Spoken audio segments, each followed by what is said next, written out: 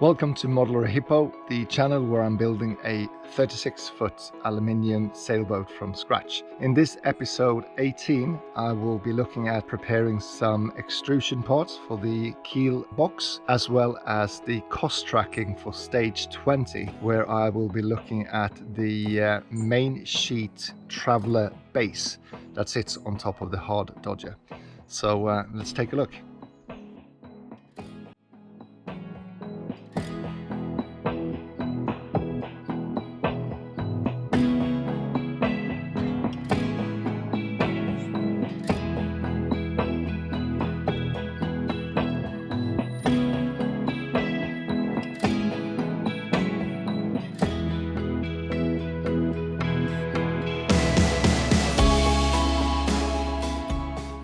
I think my strainer has arrived, so let's see what we got here.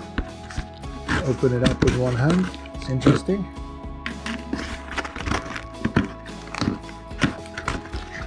So this will be the first step of water coming into the tank and making sure there's no seaweed and all the other stuff.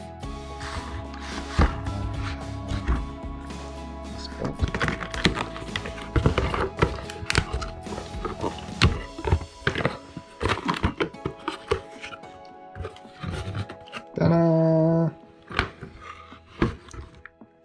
It's a little bit bigger than I thought it was. What I liked about this one, 𝐾𝐨𝐧'𝐭, is that I can choose the size of the hoses. I will go for 38mm hose here in the UK. It also has a stainless steel pot inside rather than plastic like most others have. So that's what sold it to me.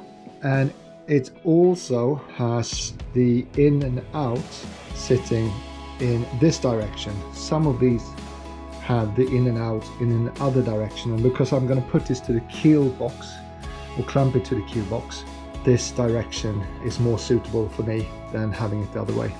Also comes with a nice little attachment clip, so I can make a metal plate or an aluminium plate for this, which I can weld onto the actual keel box and then screw that into that, and then attach the strainer to this one and make it removable, which is quite nice.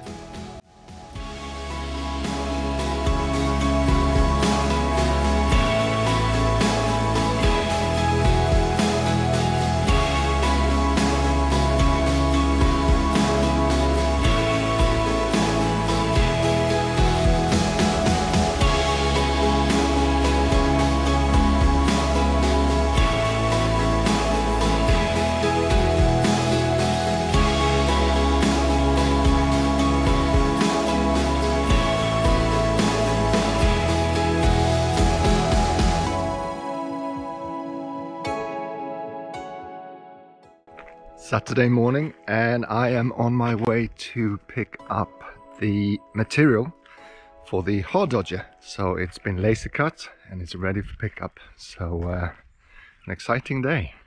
It's a good 2-hour drive, so it gives me a lot of time to think. It's peace and quiet. One of the thoughts is that as much as I want to weld the hard dodger into shape straight away, it's probably wise to sort out the window arrangements before I do that. Because once it's into a dodger shape, it's going to be hard to work on it from the inside. So that's probably my first point of call, to work out windows, window material and window size.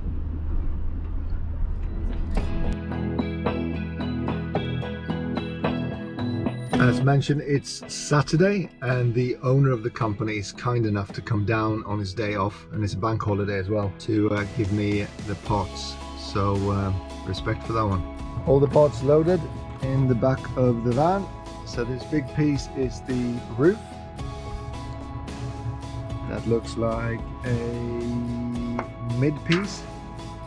That's a side piece. That's a front window, and that is also a side piece. I took the opportunity to make a couple of other parts as well. This is a 6mm hole for the pipe work that goes through the keel lid. So at the moment that is an American sized version that was a little bit too close to the keel wall for me.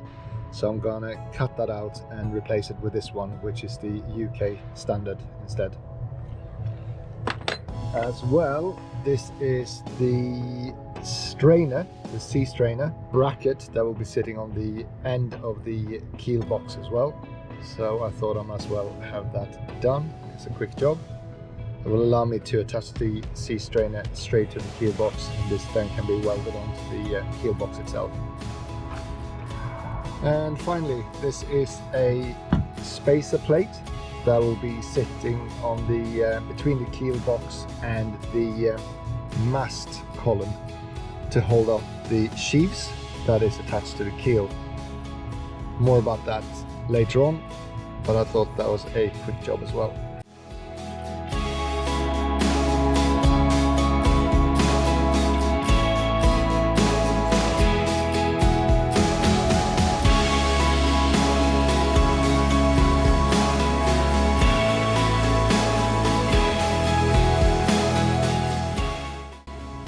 This one doesn't look too comfortable to hold on to, so I'll probably put a round piece of aluminium here, and on the other side so it becomes a round part to hold on to.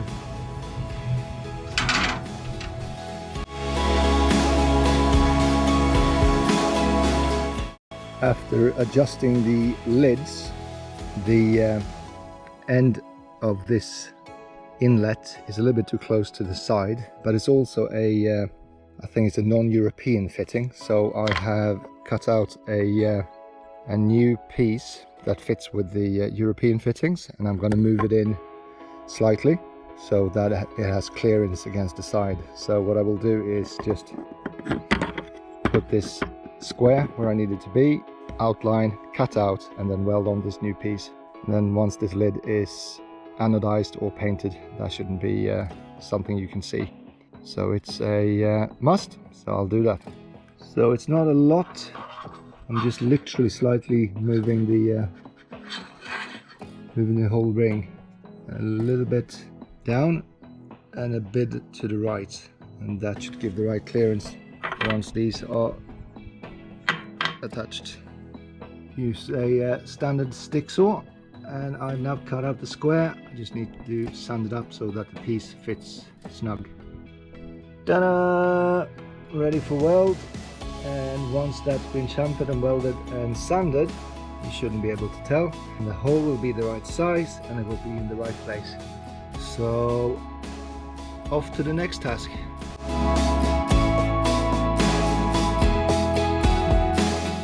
I have made a bracket for the sea strainer. And the idea is that in this position I should be able to have the 38mm hoses going straight down in line with this plate here to take as little space as possible. So I just need to get that welded, and then that should be in quite a good place here.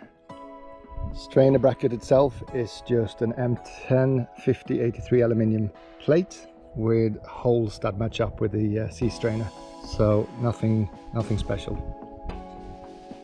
Time to drop this off with my friend who's going to do some welding. So I'm going to weld that little hole, which I'm replacing. We're going to put on the two brackets that the keel will be resting on when it's in its downward position. That is the sea strainer bracket that will sit on the keel box, and the two lock up pin caps that sits on either side. So time to get those onto the keel box. These little shelves brackets that the keel will be resting on needs to be welded onto the keel box. So to make it easy, I have marked out the correct position on both sides so that these can go on. So I just need to get the keel off, get the keel box and these parts to my friend, and we should be able to weld this in place.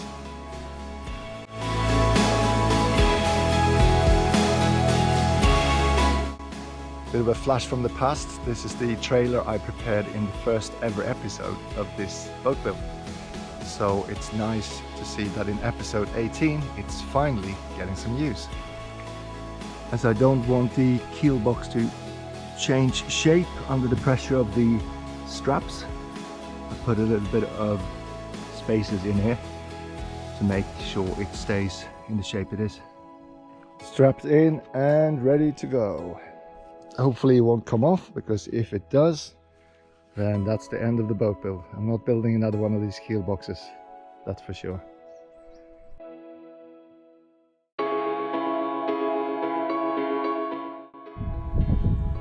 This propeller shaft tube should fit in this little hole in the propeller skeg. Right now that hole is a little bit too small. I think it's because of the weld, so I'm just going to file that hole a little bit wider so that the actual tube fits. And we have success! I now need to work out which best little Allen bolts, probably one without a head, that can be screwed in. That will then lock in the cutlass bearing that sits here. And I also want to work out the length of this propeller shaft tube, how much it's going to stick out, because it can be fed out longer. So I couldn't help starting to put some other pieces on just to see how it's going to look. And it's always nice to see that the part starts to resemble something that actually belongs to a boat. Forgot to mention that if anyone is working on a similar project, or maybe even the Kiribati 36 hotel, these spaces or alignment plastic parts is not part of the design. It's just helped me to align the shaft while I'm working out measurements and so on. If you need the 3D print file for this, then let me know and I will send that over to you. It's come in handy when I've been working on this.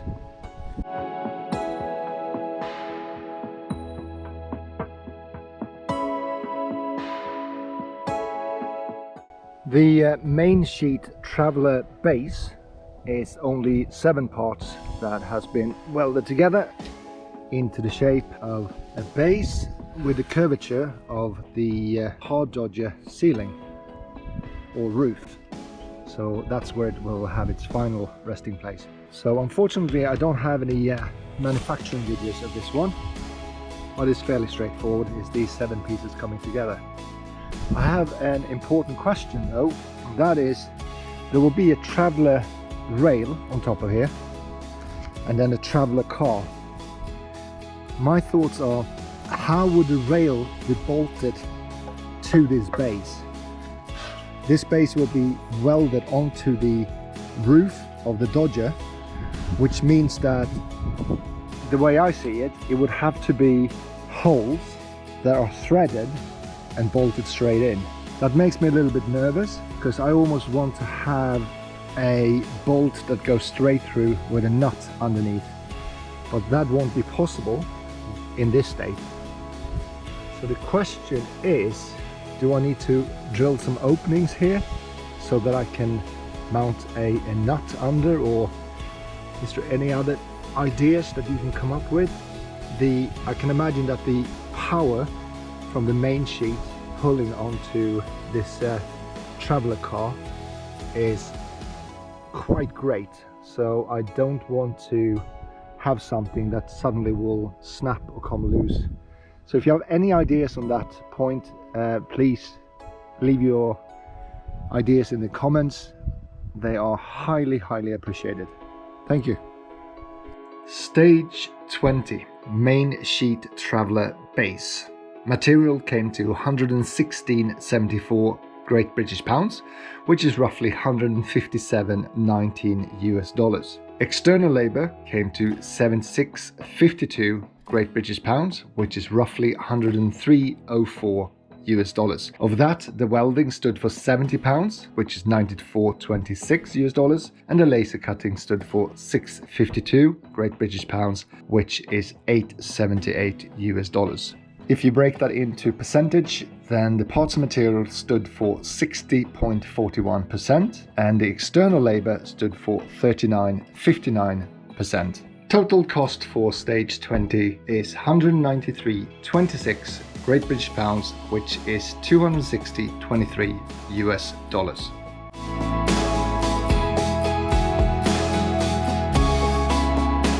Conclusion. Cost to date is now 14,362 Great British pounds, which is 17,953.81 US dollars. If I put everything into percentage, then the material so far stands for 40%, tools and miscellaneous is 18%, and external labor and services stands for 42%. The blogs that you can find in the description will show you the exact breakdown of all the nuts and bolts and tools, etc. that I've used along the way.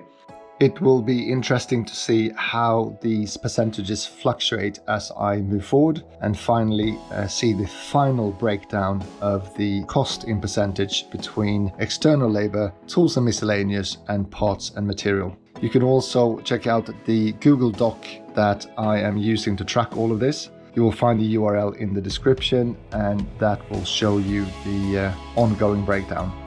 Thank you for watching episode 18. If you haven't subscribed and you want to see more, feel free to subscribe. If you have any comments or any concerns or any questions, please feel free to put them in the comment section and I will respond within 24 hours. And if you're interested in the motor build and the components that I will be using on this boat, then feel free to check out the other playlists. Enjoy your weekend and I'll see you next week.